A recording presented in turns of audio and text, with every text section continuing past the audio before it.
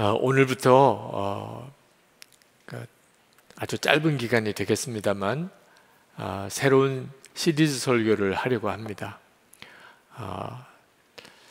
성공보다도 승리를 구하라. 우리가 하나님 앞에 기도할 때 하나님이 정말 기뻐하시고 역사할 수 있는 기도를 하나님께 드렸으면 좋겠는데, 특별히 이번 시리즈 설교에는 참고 서적 하나를 여러분에게 추천하려고 합니다. 가나안에 거하다 하는 책입니다. 이진희 목사님, 저에게는 아주 친한 개인적인 친구 목사님이기도 한데 미국에서 목회하시는 목사님이십니다.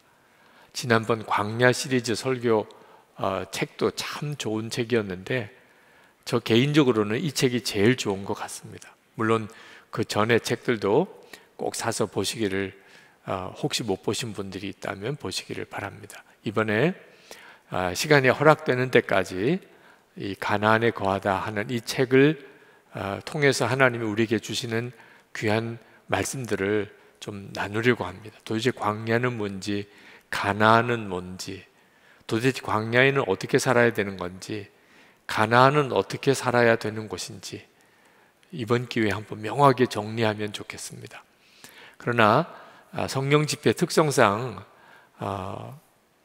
말씀을 아주 자세하게 성경에 있는 모든 구절을 인용하면서 그렇게 말씀을 나누기가 참 어렵습니다.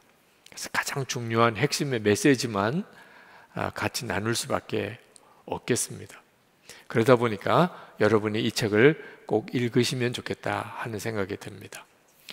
여러분 말씀을 들으시다가 은혜가 되고 도전도 되시면 특별히 이 책을 깊이 읽어보시기 바랍니다. 참 잘 쓰신 책입니다. 너무나 좋은 책이라 여러분에게 먼저 소개를 드립니다. 자, 오늘 그 첫 번째 말씀을 나누겠습니다. 오늘 말씀은 신명기 11장 12절에서 15절 말씀입니다. 신명기 11장 12절에서 15절 말씀을 제가 봉독합니다. 네 하나님 여호와께서 돌보아 주시는 땅이라. 연초부터 연말까지 네 하나님 여호와의 눈이 항상 그 위에 있느니라. 내가 오늘 너에게 명하는 내 명령을 너희가 만일 청종하고 너희 하나님 여호와를 사랑하여 마음을 다하고 뜻을 다하여 섬기면 여호와께서 너희 땅에 이른비 늦은 비를 적당한 때에 내리시리니 너희가 곡식과 포도주와 기름을 얻을 것이요 또 가축을 위하여 들에 풀이 나게 하시리니 내가 먹고 배부를 것이라. 아멘. 알레이 토레이 목사님이라고 하시는 목사님이 그 무디 성경학교를 에서 가르치실 때 신학생들에게 그런 질문을 하곤 하셨다고 그럽니다.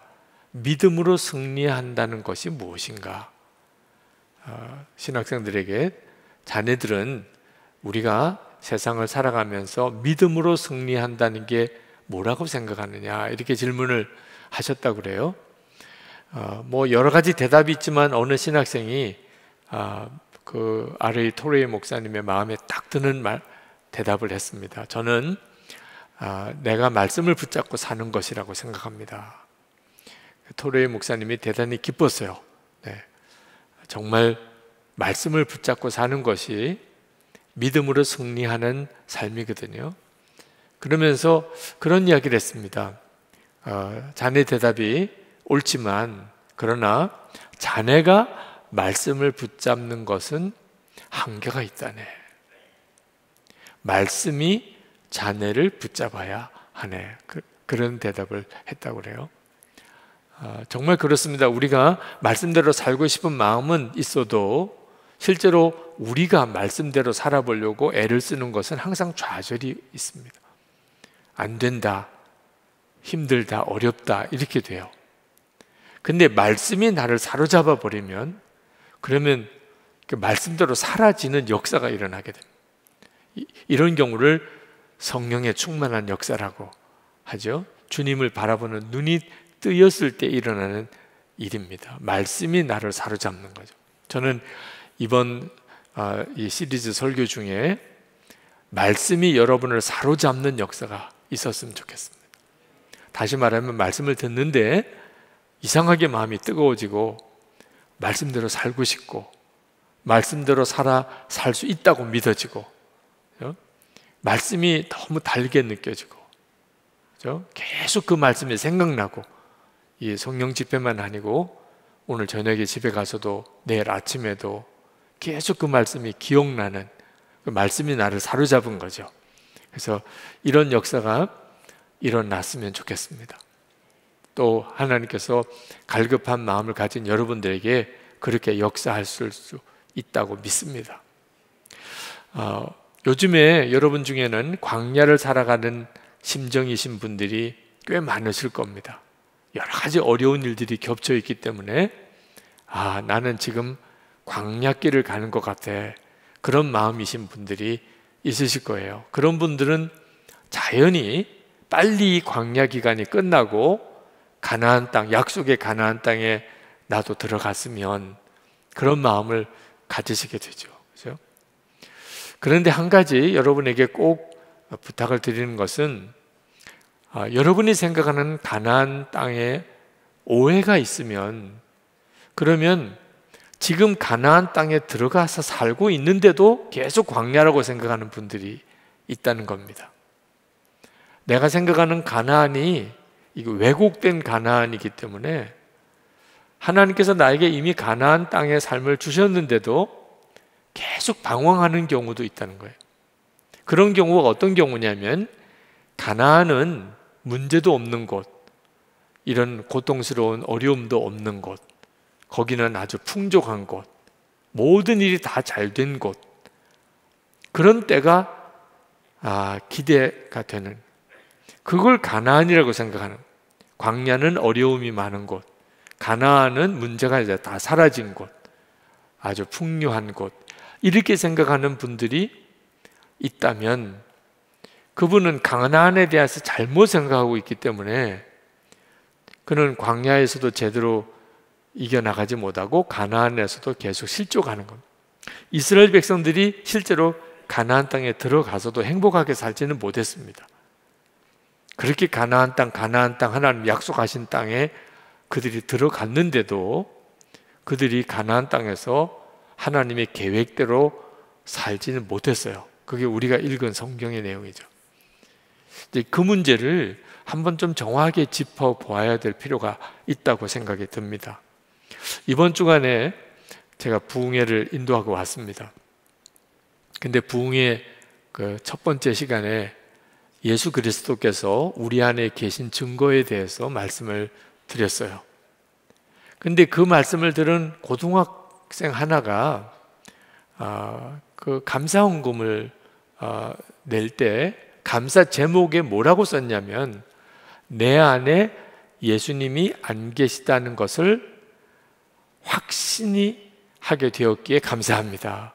그렇게 감사 헌금을 썼어요. 예수님이 내 안에 계신 것을 확신해서 감사하다 그러면 아주 지극히 자연스러운 일일 텐데, 예수님이 내 안에 안 계신 것을 너무 확실히 이제 알게 되었기 때문에 감사하다고 썼어요. 그래서 이제 물었어요. 왜 그렇게 그게 그렇게 감사하냐? 예수님이 내 마음에 안 계신 게 왜 그렇게 감사하냐? 그랬더니 하는 이야기가 늘 마음에 두려움이 있었대요. 무슨 두려움이냐면 하나님이 나를 목사 되라고 하지 않을까, 나를 선교사 하라고 하지 않을까, 그런 이상한 마음의 두려움이 늘 있었대요. 그런데 이번에 목사님이 쭉 설교하시는 걸 들어보니까 내 안에는 안 계시구나. 그러면 목사 되라고 할 이유가 없는 거죠. 예수님이 내 안에 계시지도 않는데 선교사 가라고 할 이유도 없는 거죠. 그래서 너무 자유함을 느끼게 됐다고, 그래서 너무 감사하다고 헌금을 했더라고요. 고등학교 다니는 정도쯤에 그런 청소년이니까, 그러니까 그런 생각할 만도 하죠. 그죠? 충분히 이해할 만도 해요. 그죠? 믿음 없다, 그렇게 탓할 문제가 아니고, 그런 생각할 만하다, 이런 생각이 들어요. 여러분들 중에도 혹시 그런 분이 있을지 모르겠어요. 힘들면 난 너무 싫어, 고생은 나는 정말 끔찍해. 하나님, 저 좀 편안하게 살고 싶어요. 마음대로 살고 싶어요. 좀 그렇게 살게 해주세요. 이런 마음을 가지고 있는 분들은 절대로 가나안에서 복되게 살지 못합니다. 마치 그 고등학생처럼 그렇게 그런 믿음을 가지고 있는 거예요. 그래서 참 감사하게 마지막 날 그 고등학생이 예수님을 이렇게 영접하는 기도를 했어요. 마음에 예수님이 안 계시다면 그러면 영접하면 되지. 그래서 그 자매가 예수님을 영접하는 기도를 저를 따라서 영접 기도를 했어요. 여러분 중에도 혹시 내 안에 예수님이 안 계신가 봐 이렇게 생각되시는 분이 있다면 어쩌면 잘 된지도 몰라요. 왜냐하면 정확하게 영접할 수 있으면 되니까. 예수님이 내 안에 계신가 안 계신가 헷갈리는 사람은 이것도 계신데 무슨 영접 기도를 또 하나 이럴 수도 있는데, 정말 내 안에 안 계시구나 이렇게 생각되는 분은 제가 예수님을 영접합니다. 많은 성도들이 있는데 정확하게 예수님 제 안에 오세요. 예수님 제 마음의 주인이 되어주세요. 이렇게 분명하게 영접 기도를 해본 적이 없는 사람이 있어요. 특히 모태신앙인들은 그렇습니다. 어릴 때부터 부모와 함께 교회 다닌 사람은 그냥 다 믿음이 좋은 줄로 생각해요.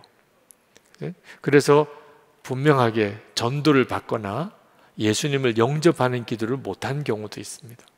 혹시 여러분 중에 그런 분이 있다면, 지금 방송을 보시는 분 중에 그런 분이 있다면 여러분 스스로가 주님께 영접하면 돼요. 영접 기도가 어렵지 않아요. 예수님, 제 마음에 제 주님으로, 제 생명으로 오시기를 원합니다. 제가 주님을 원합니다. 그게 영접 기도예요. 예수님이 여러분을 위해서 십자가에 죽으신 것과 그리고 부활의 주님이신 것을 정말 믿고, 그리고 여러분에게 주님이 오시기를 원하신다는 것을 여러분이 정말 믿고 영접하면 됩니다. 근데 한 가지 조건이 있어요. 이렇게 주님을 영접하면 그러면 이제 고생 끝, 이제는 어려움도 없고 모든 게 편안하고 모든 일이 잘 되고 그렇게 되리라고 생각하지 마셔야 한다는 겁니다. 가나안 땅에 들어가서도 여전히 어려운 일은 많았어요. 이스라엘 백성들이 가나안 땅에 들어갈 때 그때 그 가나안 땅은 광야보다도 훨씬 더 어려움이 많은 곳이었어요. 광야 생활이 어려울까요? 가나안 땅에서의 삶이 어려울까요? 따지고 보면 가나안 땅에서의 삶이 더 어렵습니다. 광야에서는 자기 땅, 자기 집이 없다 뿐이지 아침에 만나가 내리죠. 그죠? 그리고 불기둥과 구름기둥으로 하나님이 정확히 길을 인도하시죠. 사실 지나는 곳이 광야고 어디도 내 집은 아니니까 그런 점이 좀 참 늘 좀 피곤한 느낌이지만 주님 이끄심을 따라 사는 데 있어서는 명확한 곳이에요. 근데 가나안은 이제 거기서 정착을 해서 농사를 짓게 되지만 그때부터 거기 가나안 족속과 싸워야 돼요. 그리고 그곳에서 정말 하나님이 기뻐하시는 하나님의 나라를 세워가야 합니다. 아브라함이 갈대아 우르에서 살던 사람이에요. 갈대아 우르라 하면 그때 당시에 가장 지구상에서 문명이 발달된 곳입니다. 마치 요즘식으로 말하면 서울이죠, 서울. 네. 모든 문화 혜택 다 있고 경제적인 모든 부가 다 집중되어 있고 사람들이 가장 많이 모여 살고 가장 첨단 문명이 있는 곳, 그 갈대아 우르였어요. 근데 하나님이 그 갈대아 우르에 있던 아브라함을 불러내어서 하나님이 약속하신 곳에 인도에 가셨는데 거기가 가나안 땅이에요. 자, 우리 생각에는 하나님이 아브라함을 갈대아 우르에서 데려다가 가나안 땅으로 가서 살게 하셨다 그러면 가나안 땅이 갈대아 우르보다 훨씬 좋은 곳이어야 되잖아요. 그래야 하나님이 하나님 믿고 순종했더니 복을 받았다, 이런 구조가 나오는 거죠. 그런데 갈대아 우르에서 너무 풍요하고 그리고 당대 최고의 문명 세계에서 살던 아브라함을 이제 가나안 땅으로 인도해서 정착하게 한 곳이 어디냐면 헤브론이에요. 그 헤브론은 해발 한 800m쯤 되는 아주 높은 산악지대, 거기는 나무 하나 제대로 자라지 않는 돌산이에요. 그런 곳에다가 옮겨놓고, 그리고 여기가 내가 너에게 줄 땅이다. 참, 아브라함이 어떤 심정이었을까요? 그런데다가 그 가나안 땅에 들어와서 기근이 일어났어요. 그것도 아주 심한 기근이 일어났습니다. 아브라함이 애굽으로 갔는데 그 기근을 피해서, 아브라함이 믿음이 없어서 가나안 하나님이 여기가 내 땅이라고 그랬는데 애굽으로 갔던 게 아니고 도무지 가나안에서는 살아낼 수가 없었기 때문에. 여러분, 기근이 들면 먹을 게 없는데 돈이 있어도 양식을 살 수가 없어요. 워낙 양식 자체가 적으니까. 그 가나안 땅에 살던 사람이 자기들 가족들 동족들도 제대로 먹을 게 없는데 나그네예요. 아브라함은 그 나그네 아브라함한테 식량을 줄 수 있을까요? 아브라함은 그 가나안 땅에서 살 수가 없었어요. 하나님이 가라고 한 땅에 왔는데 세상에 기근이, 심한 기근이 들어요. 살아보려고 버텨보려고 애를 쓰다가 결국 애굽으로 피난을 갑니다. 근데 애굽으로 잠깐 갔다가 돌아오려고 간 게 아니고 아예 애굽에 가서 살려고 갔어요. 창세기 12장 10절에 보면 아브라함이 애굽에 거류하려고 그리로 내려갔으니, 아주 애굽에 살려고 간 거예요. 그 말은 아브라함이 생각할 때 아유 내가 사기 당했나 봐, 이런 생각을 했을지도 모르겠어요. 하나님이 좋은 곳에 데려가는 줄 알았더니 와보니까 세상에 살 수 없는 곳이네. 그러고 보니까 그 옆에 애굽이 거기가 굉장히 좋은 땅이 있는 곳이라 차라리 애굽 가서 살아야 되겠다. 그리고 애굽을 갔다는 겁니다. 자, 이 애굽이라고 하는 곳이 어떤 곳이냐면 여러분이 쉽게 생각하는 그 가나안과 같은 곳이에요. 거기는 양식도 풍족하고 기근이 와도 거기는 농사에 걱정이 없어요. 문명도 발달하고 그런 번화한 곳이에요. 이 창세기 13장 10절에 보면 그 애굽을 에덴 동산과 거의 같은 동급으로 설명을 합니다. 에덴 동산 같았다. 그 정도로 좋았다는 거예요, 애굽이. 아브라함이 그 애굽으로 이사를 가요. 가나안은 살 수 있는 곳이 아니라고 생각했던 거죠. 하나님께서 아브라함이 그 기근 때문에 애굽으로 피난 내려가서 잠깐 거기 머물다가 다시 돌아오는 것은 괜찮은데 완전히 거기에 머물려고 생각하는 것 때문에 그래서 그러셨는지 그 바로와 그 아브라함과 그 아내 사라와 심각한 갈등을 일으키십니다. 그러니까 바로가 이 아브라함의 아내 사라를 취하려고까지 하죠. 이런 당황스러운 사건을 만나고 아브라함이 기겁을 해서 결국 바로에게 거의 쫓겨나다시피 가나안 땅으로 다시 돌아옵니다. 그러니까 돌아올 정도예요. 그러지 않았으면 아마 그냥 애굽에서 살았을 겁니다. 그 정도로 솔직히 가나안은 별로 가서 살고 싶은 곳이 아니었어요. 이스라엘 백성들이 출애굽을 했을 때도 마찬가지입니다. 그들이 바로 왕의 무자비한 핍박, 심지어 아들을 낳으면 죽임을 당해요. 그러니 어떻게 살아요? 노예 취급을 당하고 아들은 낳으면 바로 죽임을 당하니 그들이 출애굽을 하기는 했는데, 만약에 그 정도가 아니었다면 처음에는 바로 왕이 회개하고 마음을 바꾸게 해달라고 기도했지 자기들이 애굽을 떠날 거라고는 생각을 안 했을 거예요. 왜냐하면 이미 그 땅에서 대를 이어 내려가면서 정착해서 살았어요. 재산도 그들이 거기서 축적했고, 그리고 삶의 기반도 마련하고, 무엇보다도 살기가 좋은 땅이었어요. 그 애굽의 나일강 하구에 비옥한 곳이 그 이스라엘 백성들이 살던 곳입니다. 근데 도무지 거기서는 살 수가 없으니까 바로 왕이 자기들을 죽이려고 그러고, 아들을 낳으면 그 즉시로 죽여버리니, 그러니 결국 모세가 우리 애굽을 떠나야 된다 할 때 정말 눈물로 떠났던 거죠. 좋아서 떠난 게 아닙니다. 애굽이 가나안보다 못해서, 가나안은 애굽보다 더 좋은 곳이다, 그렇게 떠난 게 아니에요. 견딜 수 없으니까 그렇게 떠난 거죠. 자, 그러면 하나님께서 왜 이렇게 이스라엘 백성을 가나안 땅에 들어가게 하신 거죠? 왜 그럴까요? 물론 성경에 가나안 땅을 젖과 꿀이 흐르는 땅이라 그렇게 표현을 합니다. 그런 땅도 있어요, 가나안 지역에. 네, 지중해 연안에 있는 그 평지죠.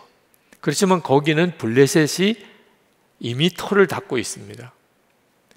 이스라엘 백성들이 가나안에 들어가서 자리 잡은 곳은 산악지 지역이에요.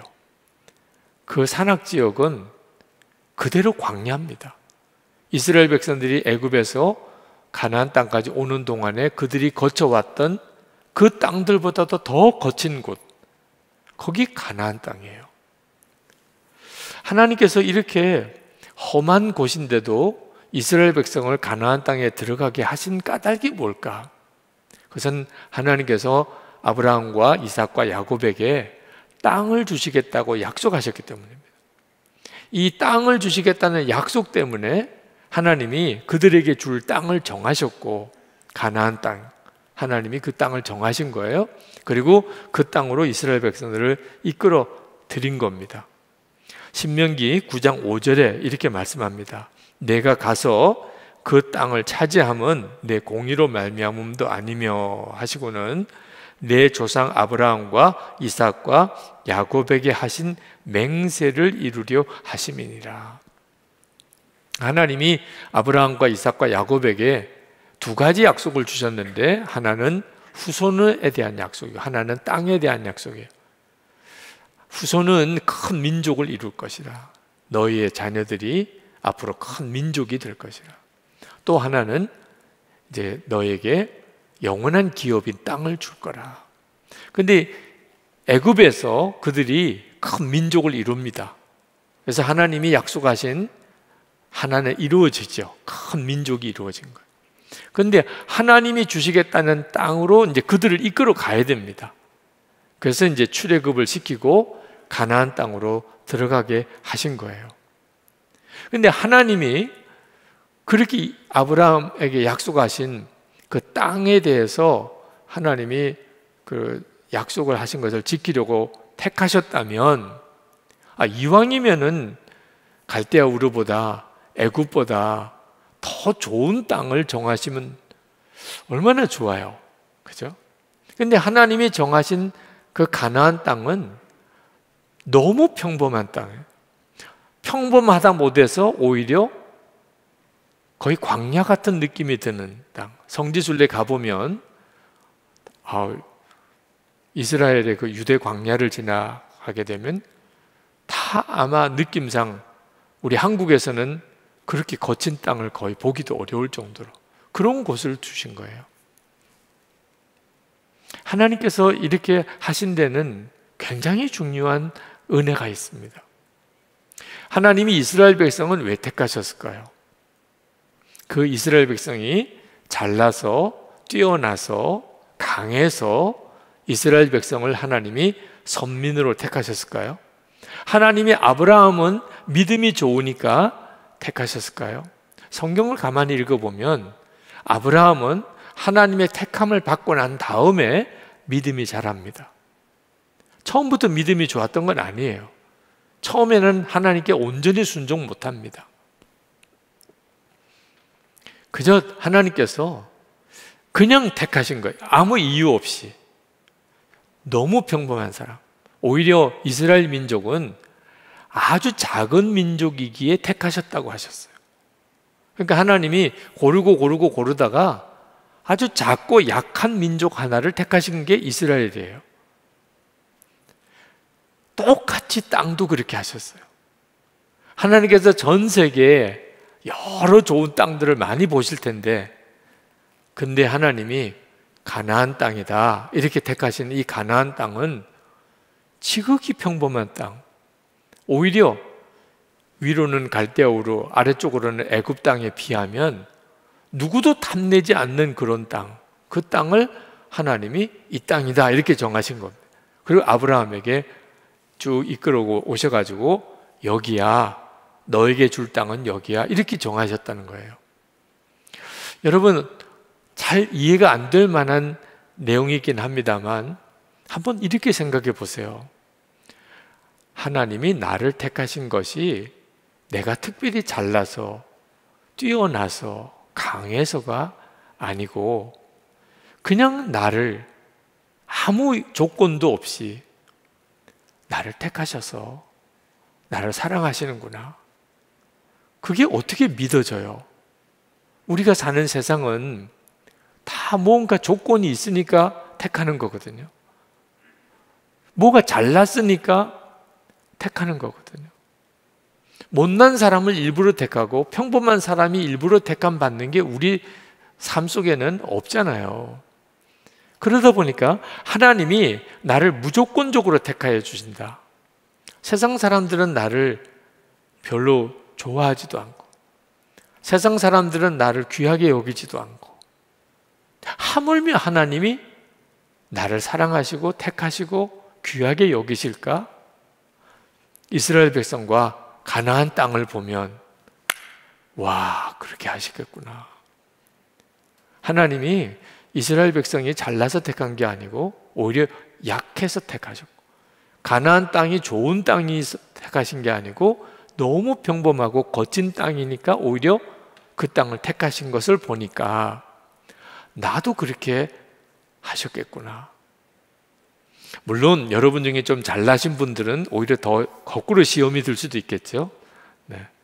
아니, 하나님 그래도 뭔가 좀 비교적으로 잘난 사람을 좀 택해 주셔야, 나 같은 사람을 좀 택해 주셔야, 이렇게 생각되는 사람에게는 좀 실망스러운 내용일 수도 있겠지만 사실 우리가 우리 자신을 가만히 따지고 보면 다 자기 자신에 대한 좌절감, 스스로 나는 진짜 못했어, 나는 의지도 약해, 믿음도 없는 것 같아, 하나님 앞에 뭐가 제대로 내가 쓰임 받을 존재가 못 돼, 늘 하나님께 실망만 시켜드리고, 그렇습니까? 그래도 하나님이 여러분을 사랑하신다. 왜? 까닭 없는 사랑으로 우리를 택하셨기 때문에. 그게 가나안 땅에서 그대로 드러나요.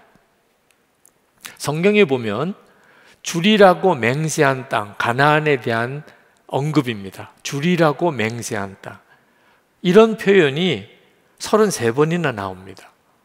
그러니까 하나님이 가나안 땅을 아주 작정을 하고 택하신 거예요. 하나님이 애굽보다도 못하고 갈대아우르보다도 못한 걸 왜 모르셨겠어요?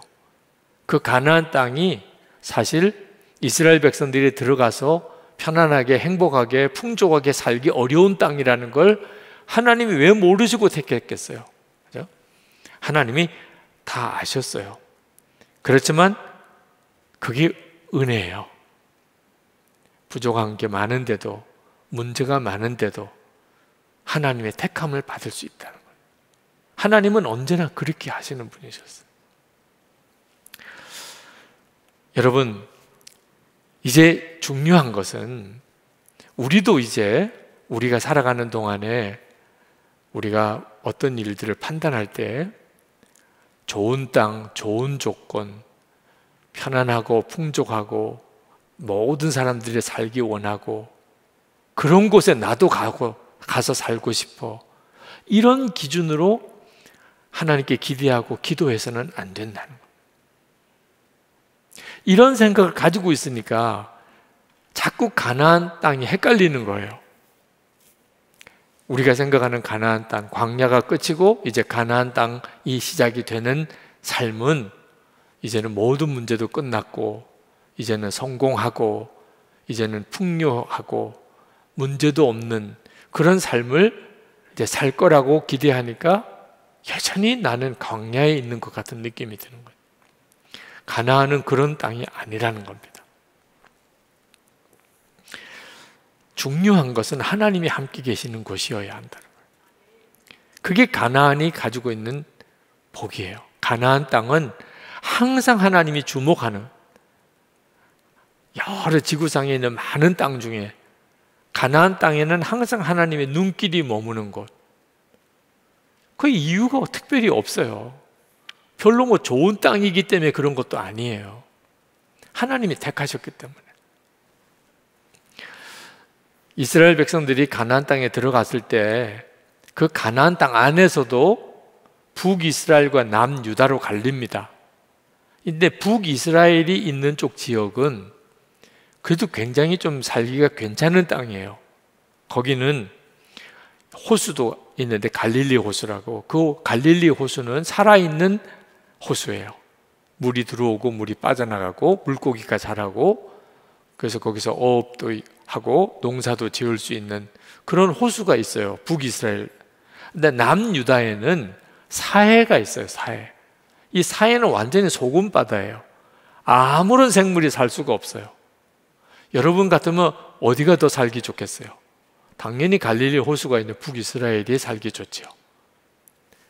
북이스라엘은 산에 나무가 많아요. 성지순례에서 이렇게 다녀보면 여기는 참 숲도 있고 굉장히 경치도 좋구나. 그런 쪽은 다 북이스라엘 쪽이에요. 남유다로 내려가면 유다 광야, 예루살렘 있고 여리고가 있고 하는 그 남쪽 유다 쪽으로 가면 진짜 황량한 광야예요, 광야. 이 북이스라엘은 도로가 발달이 되어 있어서 그 세계 무역로가 북이스라엘 쪽을 향하여 남쪽으로 북쪽으로 쭉 연결이 됩니다. 그러니까 교통의 요지고 온갖 문명들이 거기서 오고 가면서 세계 최첨단의 문명을 습득하기 좋아요. 그런데 남유다는 그 무역 통로가 블레셋의 지배 아래에 있습니다. 지중해 연안에.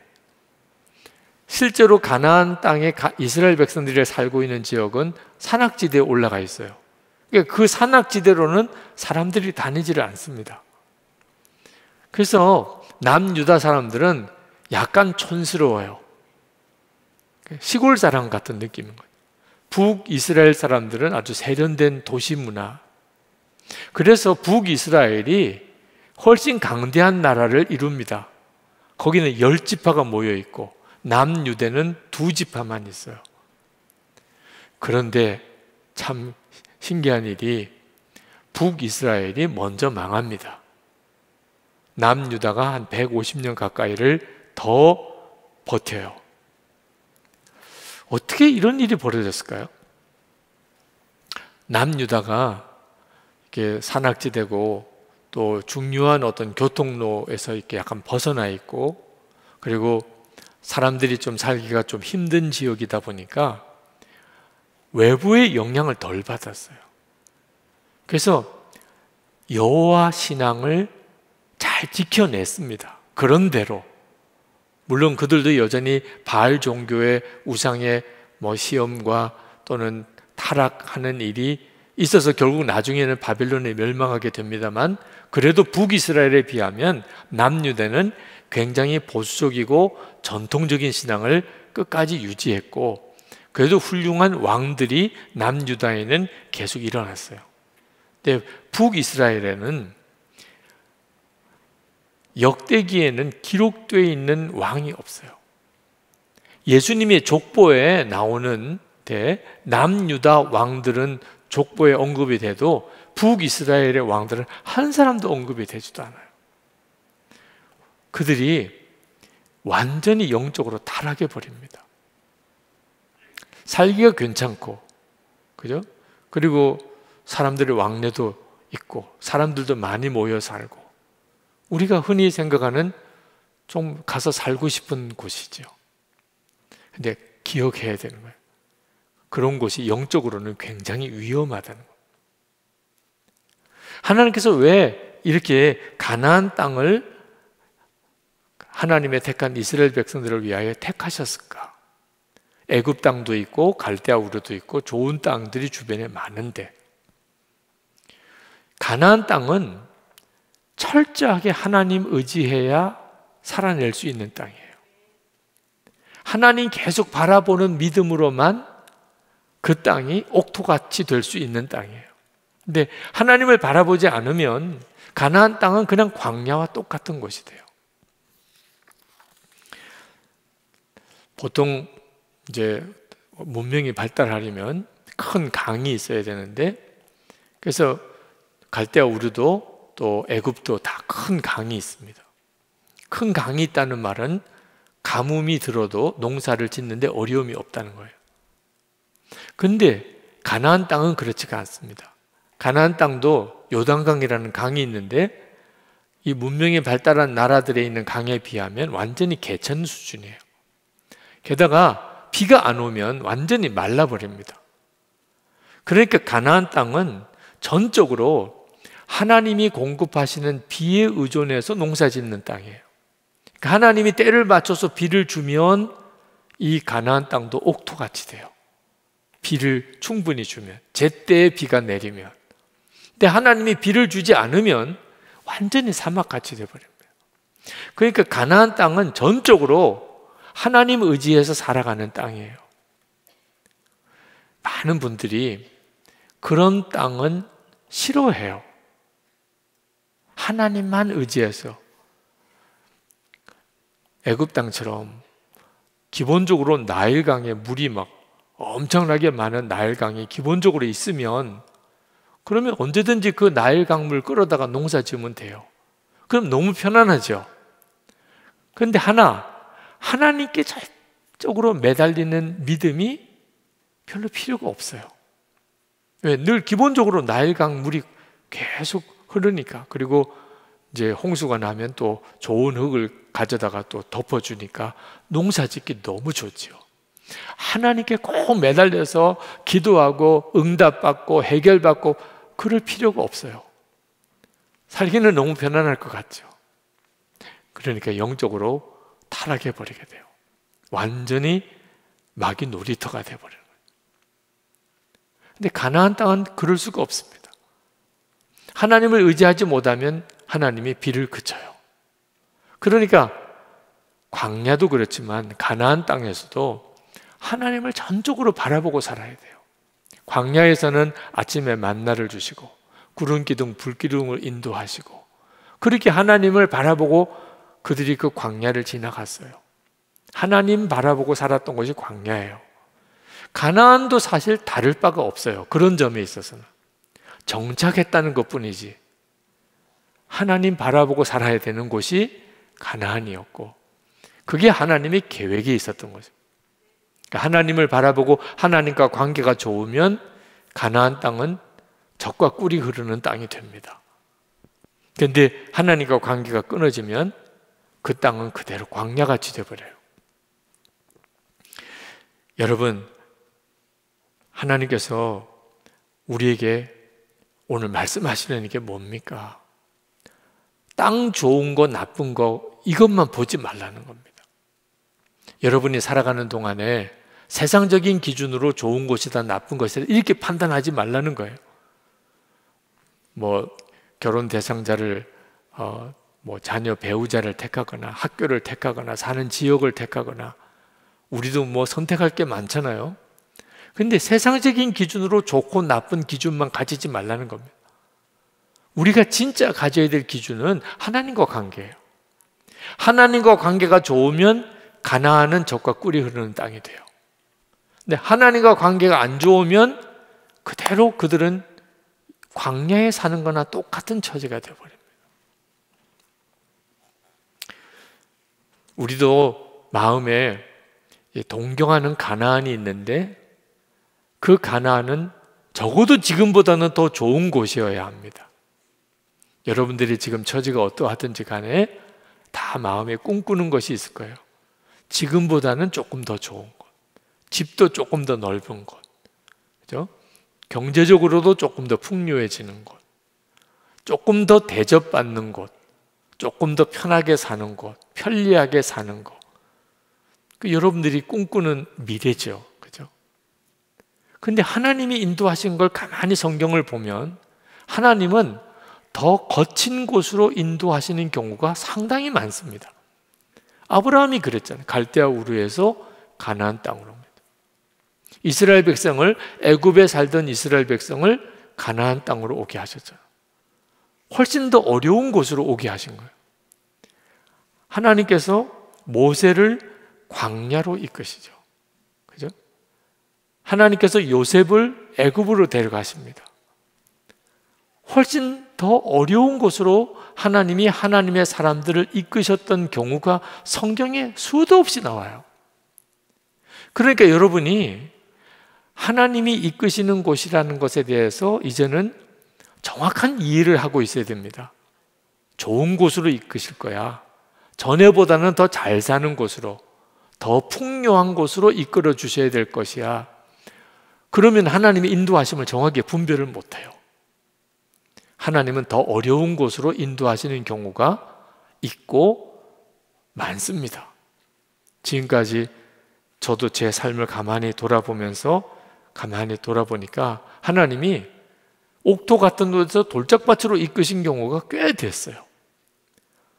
아주 낭떠러지로 저를 내모는 것 같은 경우가 너무나 많았어요. 하나님의 인도하심을 받을 때 이제 여러분이 각오해야 돼요.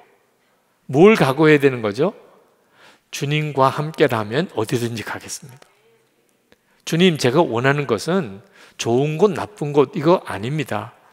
제가 원하는 건 주님이 함께 하시는 거예요. 주님만 함께 하시는 확신만 들게 해주신다면, 주님이 저와 함께 계시는 것만 분명히 알게 해주신다면 주님, 저는 어디도 좋습니다. 여러분이 이 믿음이 분명하면, 그러면 여러분은 가나안 땅에서 하나님의 계획을 이루는 삶을 살게 돼요. 이번 주일에 유기용 장로님, 이원희 권사님 부부가 캄보디아 선교사로 파송을 갑니다. 그 유기용 장로님은 우리나라 심장 전문, 최고 수준의 심장 전문 의사입니다. 이분이 캄보디아에 있는 병원에 그 내과 전문 담당 의사로 선교사로 가시는 거예요.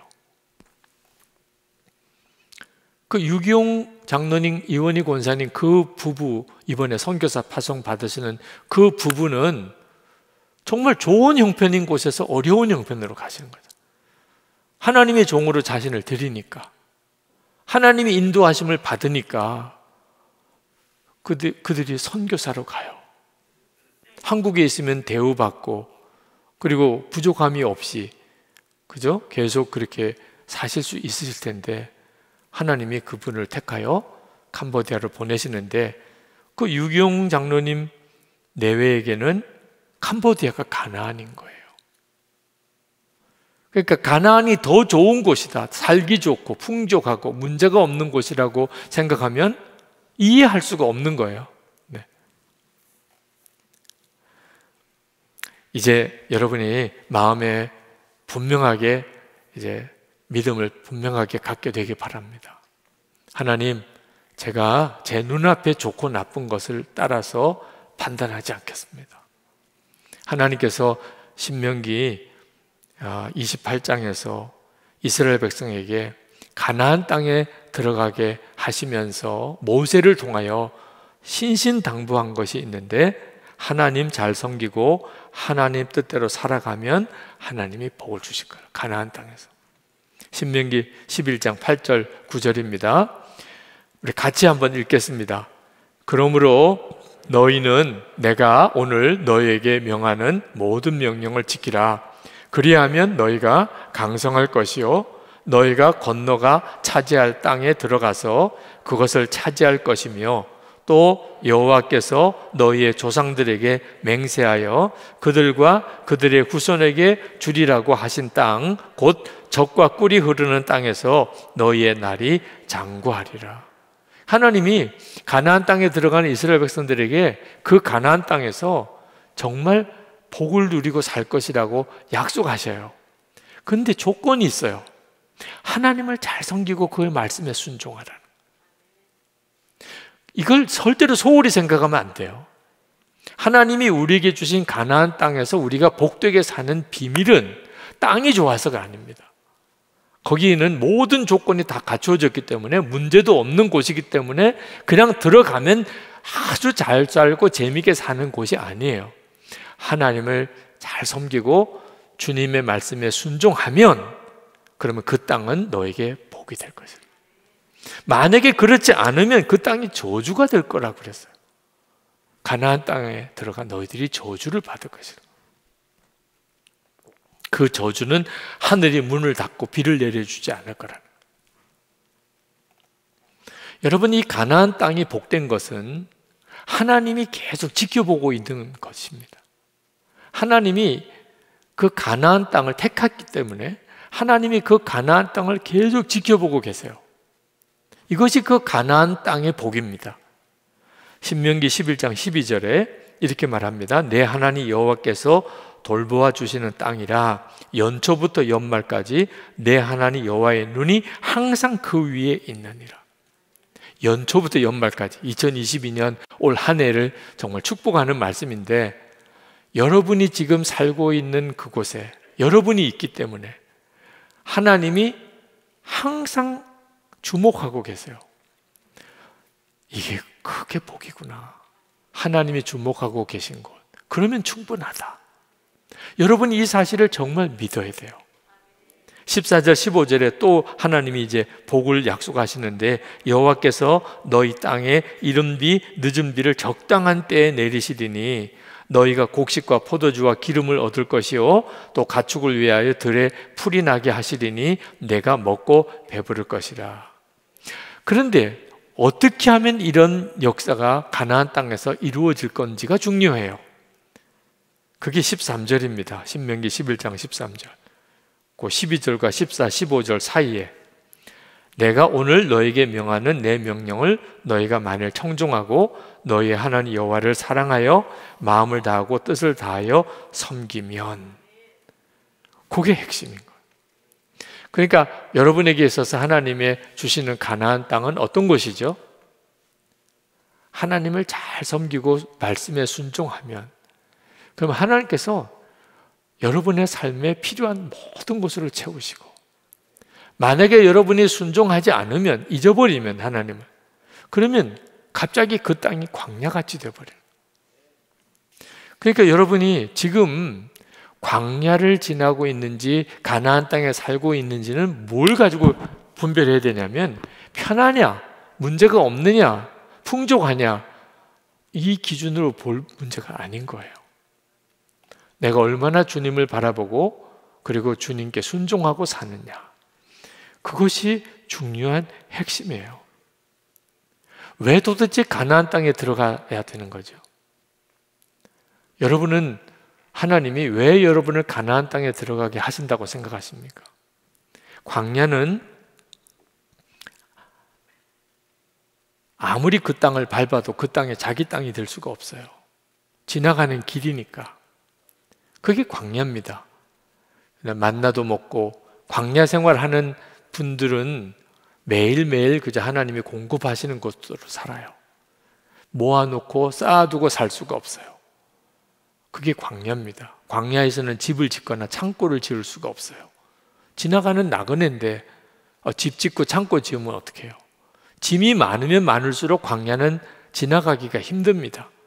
광야를 지날 때는 모든 게 가벼워야 돼요. 광야는 거기서 성공하려고 목표를 세우면 난감해요. 광야는 빨리 거쳐 지나가야 할 곳일 뿐이에요.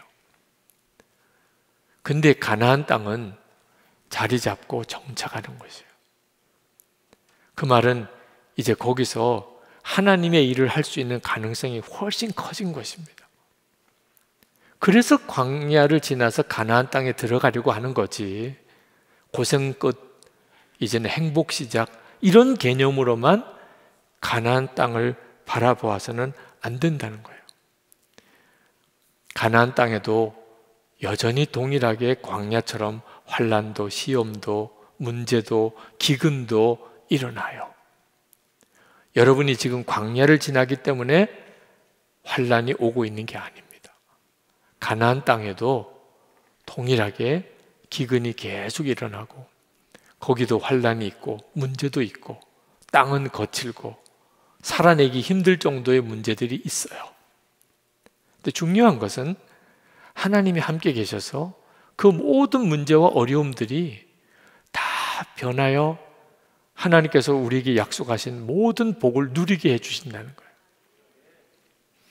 오늘 우리 중동부 조성희 전도사님 어머님 되시는 고 우리 정혜경 전도사님 위로 예배를 아침에 드리고 왔어요. 무슨 말씀을 가서 전해야 되나? 올해 67세시니까 아주 젊으신데 갑자기 코로나 감염으로 세상을 떠났습니다. 임종도 못 보게 했어요. 코로나로 세상을 떠나신 분이라. 그리고 돌아가시자마자 바로 화장부터 했습니다. 그리고 위로 예배를 간 거예요. 유족들의 마음이 얼마나 아프고 또 이렇게 위로 예배 가는 저 마음도 너무 무겁더라고요.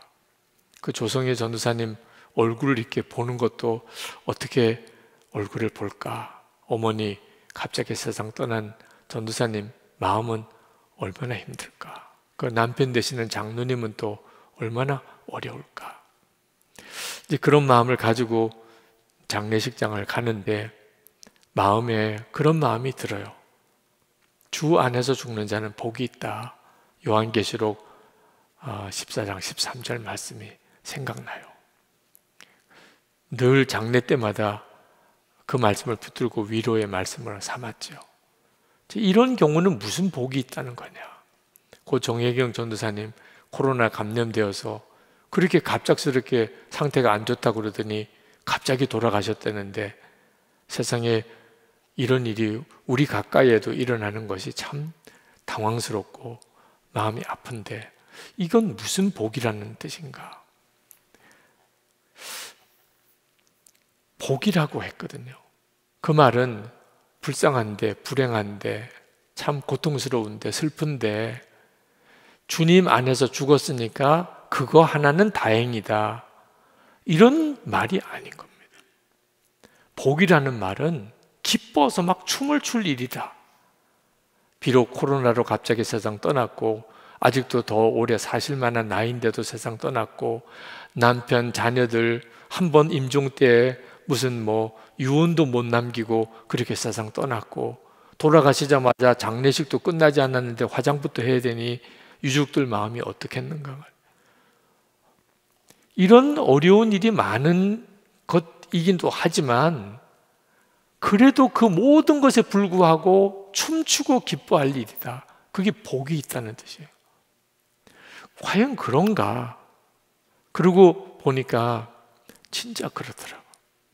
여러분, 세상 사람들은 죽은 사람에 대해서 복이 있다는 말을 쓰는 경우가 있어요. 장수한 경우에 그 고인은 참 복이 있어요. 오래 사셨다는 거죠. 고인이 만약에 돈을 많이 벌은 부자였다면 장례식이 얼마나 호화롭겠어요. 야, 이 사람은 정말 호상이네. 장례가 정말 복이 있네. 그런 거 보고 복이 있다고 할 수도 있겠죠.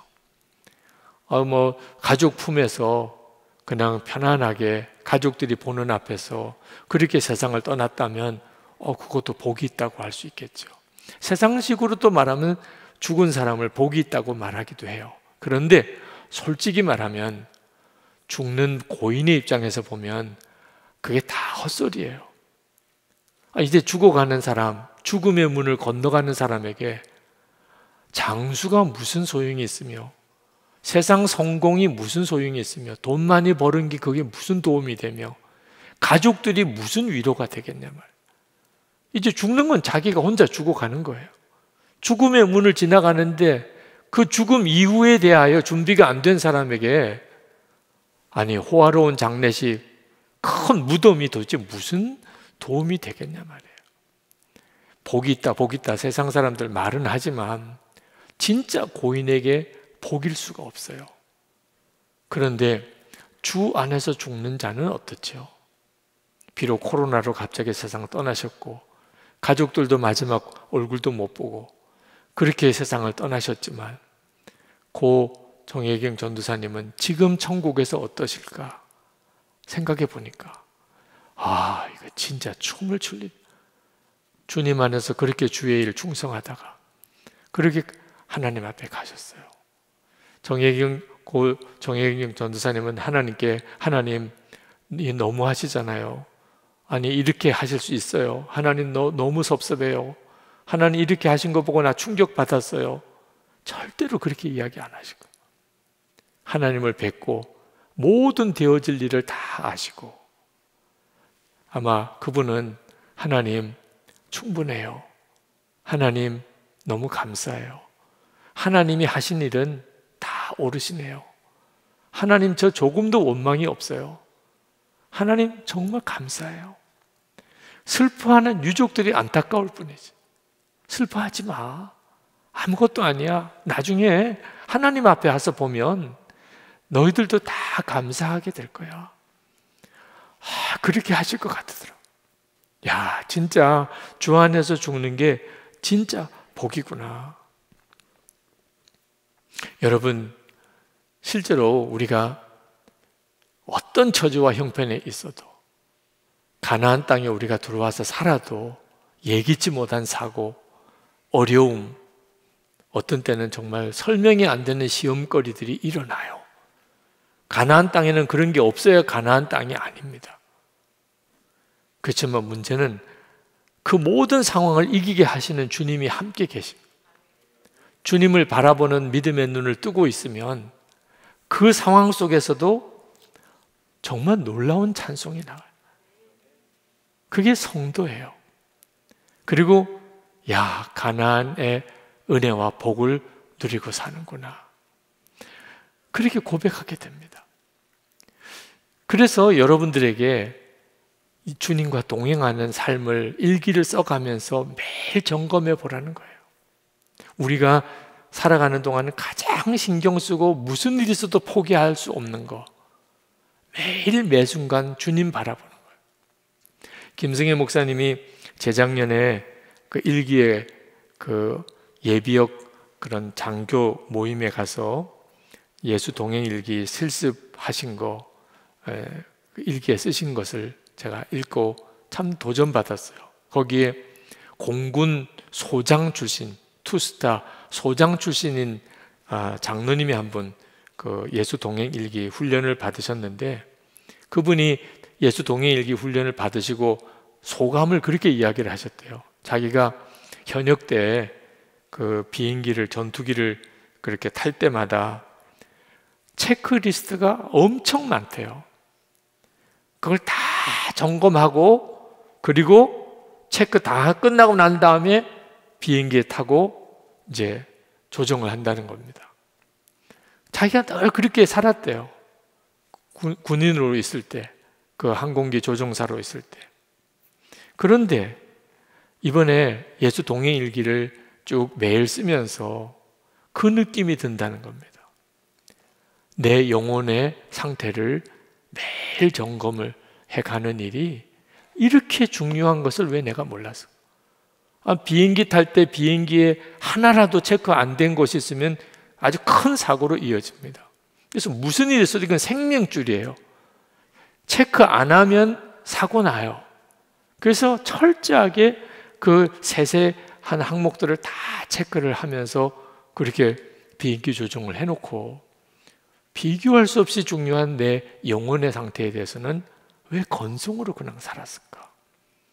동행일기를 쓰면서 자신의 영혼의 상태를 하나하나 이렇게 점검해 보면서 엄청 유익을 얻으셨다는 소감을 일기에 쭉 쓰셨더라고요. 정말 그렇습니다. 그게 가나안의 삶이에요. 우리가 가나안에 사는 삶은 지금 내게 주어진 삶의 자리에서 늘 하나님과 나 사이의 관계를 체크하고 사는 겁니다. 내가 계속 주님을 바라보고 살면 하나님이 이른 비와 늦은 비로 나에게 내리셔서, 비록 내가 사는 곳이 비록 좀 광야같이 거친 곳이라도 거기에서 풍족한 젖과 꿀이 흐르게 하나님이 만드세요. 주님과 관계가 끊어지면, 그러면 굉장히 좋은 형편에 사는 것 같은데도 그게 망하는 길이 되어버리는 거예요. 하나님이 어떤 때는 우리를 다시 광야로 내모세요. 주님과 관계부터 점검하라고 다 걷어가시고 오직 주님만 바라보게 만들어버리세요. 그게 광야거든요. 오늘 첫 시간 여러분, 가나안 땅은 문제가 없는 땅이 아니고 철저하게 주님 의지하고 살아가는 땅이 가나안 땅이구나. 하나님, 지금 제 삶을 외적인 조건으로 따지면 문제도 많고 부족한 것도 많고 거칠기도 하고 아쉬운 것도 많고, 저는 여기가 광야인 줄 알았는데 이게 가나안이군요. 내가 이미 예수님 믿고 이제 가나안에 들어왔군요. 그 집도 있고 정착해서 사는 거잖아요. 하나님, 제가 주님을 더 바라봅니다. 주님만 더 의지합니다. 그래서 하나님이 약속하신 가나안의 땅의 역사가 제 삶에 일어나게 되기를 바랍니다. 우리 기도합시다. 우리 찬양, 전능하신 나의 주 하나님은, 그 찬양을 하고 우리 함께 기도하는 시간 갖겠습니다.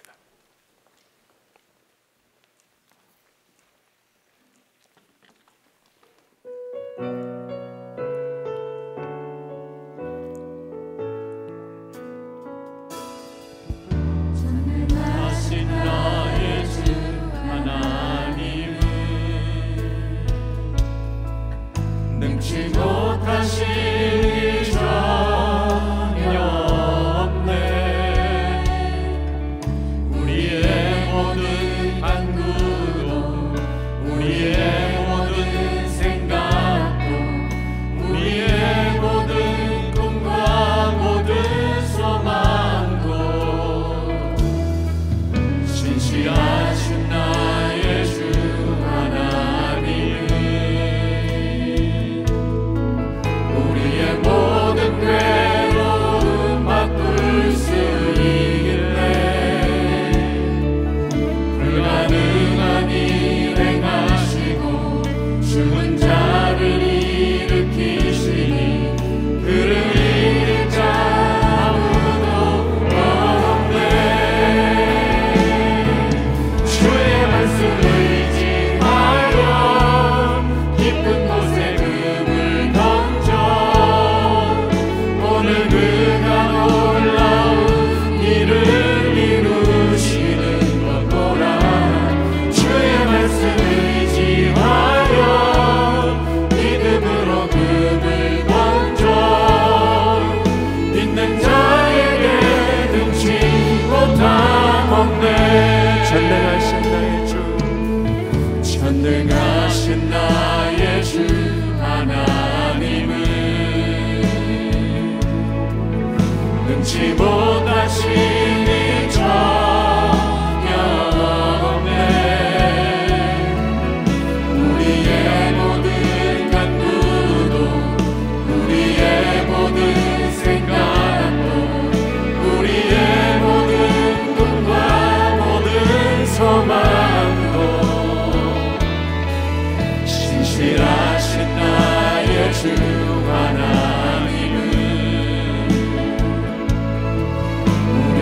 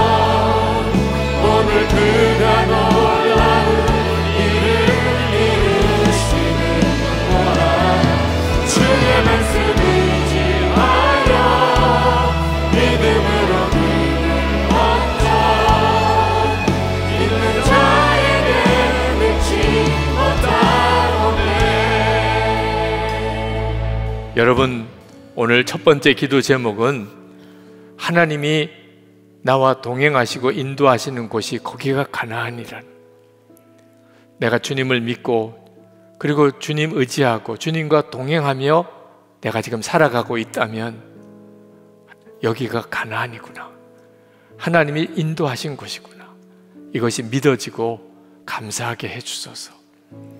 이 시간 첫 번째 기도 제목은 지금 여러분이 살고 있는 그곳이 주님의 눈으로 보여지게 되기를 기도합시다. 주님의 인도를 받는 그곳, 주님이 이끌어 주신 이곳, 주님이 인도하고 계신 여기가 하나님 가나안인 것이 믿어지고 감사하게 해주소서. 통성으로 기도하겠습니다. 은혜와 사랑에 충만하신 아버지, 놀라우신 하나님의 은혜, 하나님의 역사하시는 은혜 감사, 저희 가운데를 도와주신 하나님의 역사하시는 하나님, 주님 주관하시는 저희 가운데를 도와주시는 하나님의 은혜를 감사합니다. 하나님의 역사하시는 하나님, 주님의 놀라우신 은혜를 찬양합니다.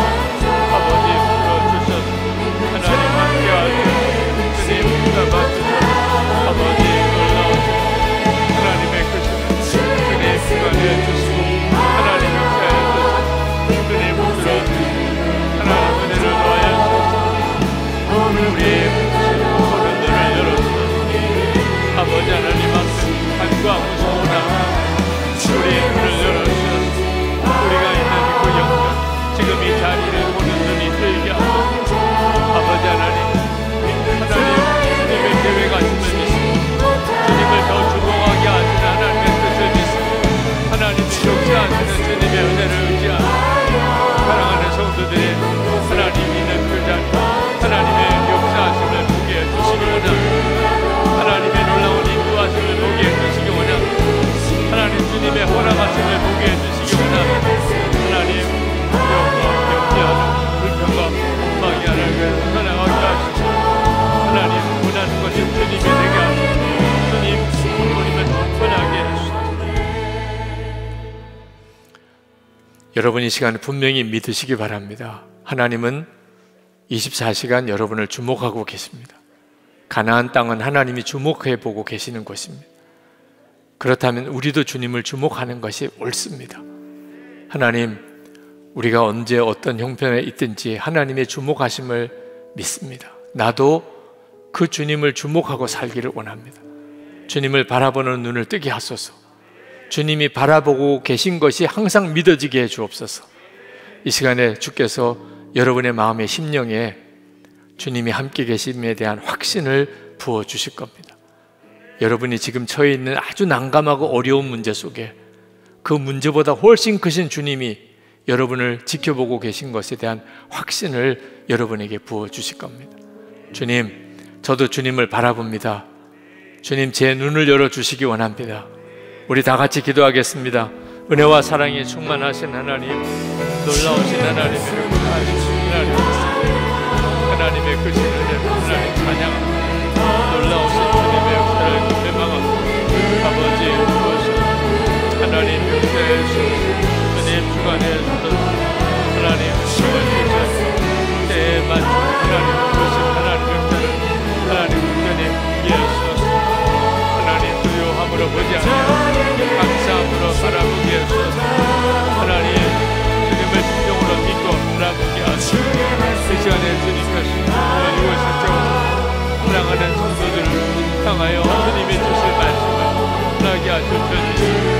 하나님 주께서 하나님 음악한 말씀을 깨닫게 하시고 혼란과 하나님 시험 중에 우리를 통하게 하시기를 원합니다.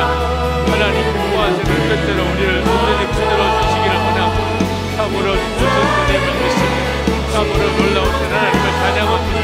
아버지 놀라우시나 하나님 어디서든지 놓치지 않게 하소서.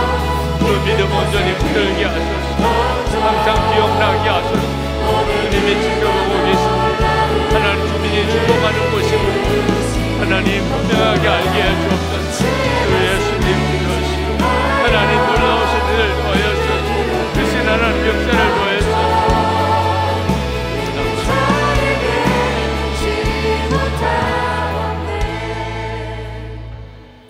이제 마지막으로 기도하고 자유롭게 기도하겠습니다. 하나님, 이른 비와 늦은 비 약속대로 주소서. 그래서 광야 같은 이 세상도 정말 가나안의 축복을 누리는 땅이 되게 해 주옵소서. 복의 역사는 하나님에게 달려 있습니다. 이 시간에 우리가 정말 간절한 마음으로 기도하겠습니다. 하나님, 약속하신 이른 비와 늦은 비를 부어 주소서. 지금이 광야 같을지라도 이곳에서 꽃이 피고 열매가 맺고 젖과 꿀이 흐르는 역사가, 그래서 그 가나안의 삶을 정말 누리고 살게 하여 주시옵소서. 우리 주여 3번 부르짖고 기도합니다. 주여! 주여!